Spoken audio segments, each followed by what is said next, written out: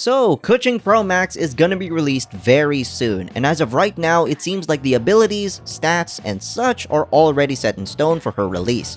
If anything changes, it's most likely a hotfix and nothing really major or game-breaking. So let's talk Clorinde. Clorinde is the first new character to be released alongside Sethos in the first phase of version 4.7, with Siegeween following through on the second phase. So without any delay, I'm HermitGRAB, and let's get to the Clorinde pre-farming guide. So Clorinde's kit is quite interesting here since her kit runs through her skill, enhanced state, and has the capabilities to self-heal. And she is another character who uses the Bond of Life mechanic like Arlecchino. Her normal attack is a simple 5-attack chain, and her charge attack is using her pistolet in a small fan-shaped area in front of her. Not much to talk about unless you want to go for her enhanced state, which we'll get to in a bit. Clorinde's skill, Hunter's Vigil, is the most important part of her kit, since she has lots of stats dedicated to it, and her playstyle gets more interesting when she uses her pistolet. When Clorinde uses her skill, she enters the Night Vigil state. In this state, Clorinde's normal attacks will be transformed into Swift Hunt pistolet attacks, and the damage dealt is converted into electro damage that cannot be overridden by infusions, and she will be unable to use charge attacks. So that means she won't be affected by C6 Bennett. Great! During this, she will go shooty shooty bang bang on anything that moves. When her Bond of Life is equal to or greater than 100% of her max HP, she performs a pistolet shot. When her Bond of Life is less than 100%, firing her pistolet will grant her a Bond of Life, with the amount gained based on her max HP. The shots she fires can pierce opponents, and the damage dealt to opponents in their path is increased, giving her some form of AoE, but more of a lane AoE than a circular AoE. Using her elemental skill again will transform it into Impale the Knight, performing a lunging attack, dealing electro damage. The damage done through the aforementioned method is considered normal attack damage. The current percentage value of Clorinde's Bond of Life determines its effect. When the Bond of Life value is 0%, performing a normal lunging strike. When the Bond of Life value is less than 100% of her max HP, Clorinde is healed based on the Bond of Life value, and the AoE of the lunging attack and the damage dealt is increased. When the value of the Bond of Life is equal to or greater than 100% of her max HP, she uses Impale the Knight Pact. The healing multiplier is increased, and the attack AoE and damage dealt by the lunge is increased even further. In addition, when Clorinde is in the Night Vigil state, healing effects other than Impale the Knight will not take effect, and will instead be converted into a Bond of Life that is a percentage of the healing that would have been received. And based on the stat sheet, the Bond of Life conversion is 80%, and fixed no matter how high you level up the talent. So healers like Bennett and Chevreuse will be very good for her. Another thing to point out is that she has Arche Osea. Periodically, when Clorinde's Swift Hunt strikes opponents, a Surging Blade will fall on their position, dealing Osea-aligned electro damage. For further information, these are the stats of the skill. Things to note are the Night Vigil state's duration of 7.5 seconds, and the cooldown being 16 seconds. For her ultimate, Last Lightfall, she deals incredible electro burst damage in a very stylish way. She also grants herself a Bond of Life based on her max HP. For more info, here's the stat sheet. She deals skill damage 5 times, the Bond of Life she gains from her ult surpasses 100% max HP by level 7, 15-second cooldown, and needs 60 energy. Based on the info we gathered, this is what I recommend her talent priority should be. Her skill at first priority, then ultimate, and then her normal attacks. But since she will be a DPS and maybe a hyper carry on some teams, then triple crowning her is a very good idea. For her initial passive, Night Vigil's Harvest, Fontaine exclusive resources will be seen on the minimap. However, in my opinion, this isn't that good, since this was way too late. Certain players have already 100%ed Fontaine, and Natlan is gonna be released at 5.0 just a few patches later. Safe to say, this passive is way too late, and honestly, it should have been given to someone like Charlotte. Her Ascension 1 passive is Dark Shattering Flame. After a nearby party member triggers an electro-related reaction against an opponent, electro damage dealt by Clorinde's normal attacks and Last Lightfall will be increased by 20% of Clorinde's attack for 15 seconds, max 3 stacks. Each stack is counted independently. The maximum damage increase achievable this way for the above attacks is 1,800, so just spam electro-related elemental reactions and everything will be hunky-dory.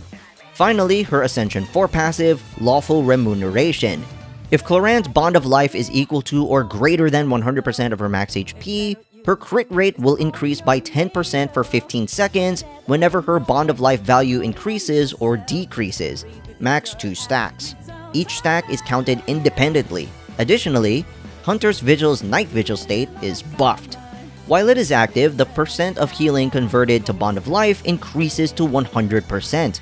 This means that just after using her level 7 ult and enhanced skills, she will have a free additional 20% crit rate just from going crazy with her enhanced attacks. For her combos, it does depend on the circumstances, but one thing is for certain, you always have to start with her skill so that she takes advantage of her enhanced state. With that, this is what I would recommend.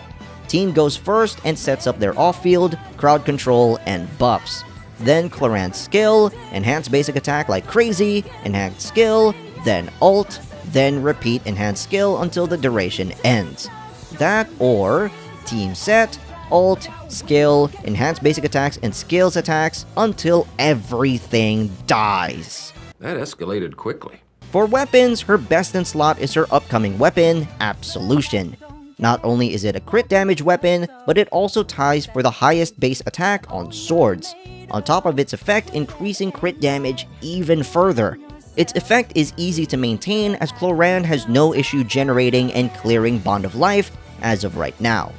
Haranja Pakufutsu complements Clorinde's kit very well, but it gives her crit rate than crit damage.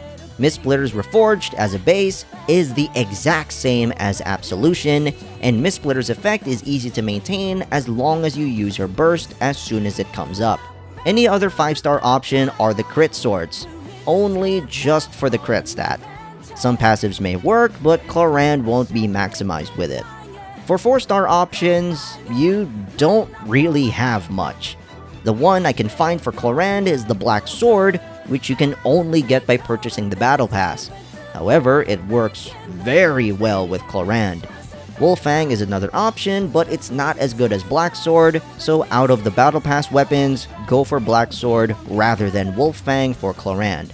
Another 4-star option is Blackcliff Longsword because of the crit stat and the additional attack increase as Clorinde takes out enemies. However, you will need 24 Masterless Star Glitter to get it.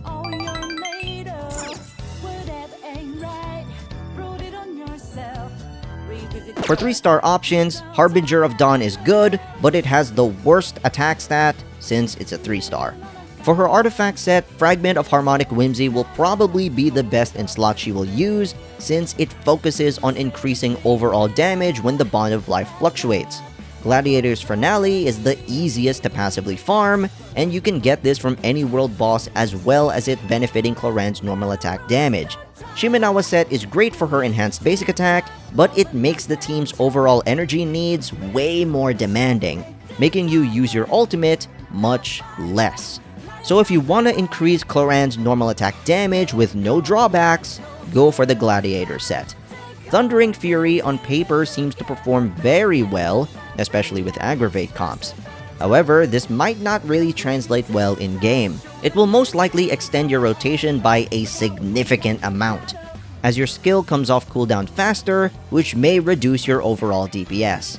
With regards to stat priorities, attack percent and crit damage is a heavy focus, as her kit gives her a lot of free crit rate. Energy recharge is not a bad stat either, as her burst does lean into her skill by generating a lot of Bond of Life instantly. Go for Attack Sands, Electro Damage Goblet, and Crit Damage Circlet. Crit Rate Circlet may be okay, but crit damage is preferred. As for her team setup, some of her more profound combinations involve triggering Aggravate, Quick Bloom, Electro Charged, and maybe Overload. For Aggravate teams, you can use Nahida, Yaimiko, and a Flex slot. If you don't have Nahida, you can go for either Kirara or even Kale, if there's no other option for a Dendro enabler. If you don't have Yaimiko, go for Kujo Sara or Fischl as her sub DPS or battery. Then the flex slot can go to shielders like Zhongli or Layla, or go for vacuumers like Sucrose and Kazuha. For quick bloom teams, you can use Nahida, Fischl, and Yelan or Furina. This team doesn't have much flexibility, which may help if you need the likes of Kazuha or Zhongli for other teams, like in the Spiral Abyss. For overload teams, you can use Fischl, Chevreuse, and Toma. This team is solely built around overload, which means that Chevreuse in this setup is mandatory. Her damage increase to Pyro and Electro damage are simply too large to skip. Outside of this, there is a bit of flexibility for the other two slots, although Toma is nice to have for interrupt resistance from his shield. Between Fischl and Kujo Sara is a matter of preference. Kujo Sara is less damage when off-field, but gives Clorinde more attack, while Fischl deals a lot of damage while off-field.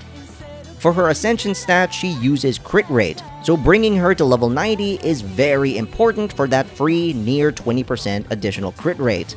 For Ascension Materials, you will need the following: 1 Amethyst Silver, 9 Amethyst Shards, 9 Amethyst Chunks, and 6 Amethyst Gemstones. You can get these against weekly bosses, namely Child, Raiden, Scaramec, Ajdaha, and Dvalin, and the Electro-based bosses like the Hypnostasis, the Thundering Manifestation, and the Electro Regisvine, among others. Just make sure to check beforehand just to be sure. Then 18 Transoceanic Pearls, 30 Transoceanic Chunks, and 36 Xenochromatic Crystals. These are very easy to get since you'll just need to kill everything in Fontaine's underwater ecosystem. Kill everything. Then 168 Lumitois, just make sure to use the Tevat interactive map. Then 420,000 Mora, and 46 Fontemmer Unicorns, which is available by defeating the Millennial Pearl Seahorse. As for skill Ascension Materials, you will need 3 Teachings of Justice, 21 Guides of Justice, and 38 Philosophies of Justice. These are the Fontaine Scrolls with a sword on it, but they will only be available every Tuesday, Friday, and Sunday. Then 6 Transoceanic Pearls, 22 Transoceanic Chunks, and 31 Xenochromatic Crystals. Then you'll also need to have 1,653,000 Mora, 6 Ever Amber, which you can get from the Apep boss fight, and of course, 1 Crown. Mind you, this is per skill, so multiply this by 3 and you'll be good. Next is her Constellations. Her C1, from this day I pass the Candle's Shadow Veil, while her enhanced state is active, when electro damage from Clorinde's normal attacks hit opponents, they will deal 2 coordinated attacks from the Night Vigil Shade summoned near the hit opponent, each dealing 30% of Clorinde's attack as electro damage. This effect can occur once every 1.2 seconds. The damage dealt this way is considered normal attack damage. Simple enough, more damage every 1.2 seconds. Her C2, now as we face the perils of the long night, enhances her A1 passive Dark Shattering Flame into this. After a nearby party member triggers an electro-related reaction against an opponent, electro damage dealt by Clorinde's normal attacks and Last Lightfall will be increased by 30% of Clorinde's attack for 15 seconds, max 3 stacks. Each stack is counted independently, and when you have 3 stacks, Clorinde's interruption resistance will be increased. The maximum damage increase achievable this way for the above stacks is 2,700. This gives Clorinde interruption resistance and further increases her overall ultimate and normal attack damage from 60% to 90% on max stacks. Her C3 and C5 increase her talent levels like normal. Her C4 to enshrine Tears, Life, and Love. When Last Lightfall deals damage to opponents, damage dealt is increased based on Clorinde's Bond of Life percentage. Every 1% of her current Bond of Life will increase Last Lightfall's damage by 2%. The maximum Last Lightfall damage increase achievable this way is 200%, which means if you use her ultimate when the Bond of Life reaches 100% of your max HP, it will deal even more damage than it already does. And even then, it makes her ultimate way more powerful for various combos. Her C6, and So I Shall Never Despair. For 12 seconds, after Hunter's Vigil is used, Clorinde's crit rate will be increased by 10% and her crit damage by 70%. Additionally, while Night Vigil is active, a Glimbright Shade will appear under specific circumstances. attacking opponents and dealing 200% of Clorinde's attack as electro damage. Damage dealt this way is considered normal attack damage. The Glimbright Shade will appear under the following circumstances: when Clorinde is about to be attacked by an opponent, or when Clorinde uses Impale the Night Pact. One Glimbright Shade can be summoned in the aforementioned ways every 1 second. 6 shades can be summoned per single Night Vigil duration. In addition, while Night Vigil is active, the damage Clorinde receives is decreased by 80%, and her interruption resistance is increased. This effect will disappear after the Night Vigil state ends, or 1 second after she summons 6 Glimbright Shades. So, yeah! She becomes way more powerful, deals even more damage, both crit stats go up, especially the crit damage stat at 70%, and she gets tankier. Safe to say that if you have a C6 Clorinde, she becomes a 1-character army. So, what are my thoughts on Clorinde? She is very, very good, and if you get her on C6, then she becomes absolutely busted.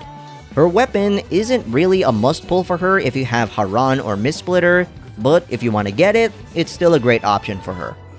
It is possible to give her Raiden's role in Raiden national teams, but I'm not so sure if the output will be as good or better. But still, Clorinde has been one of the most anticipated characters to be released from the Fontaine roster, and I'm very excited to play with her. Thank you guys for watching, and don't forget to like and subscribe to the channel with post notifications on. And as always, I'm HermitGRAB, and I'll see you soon.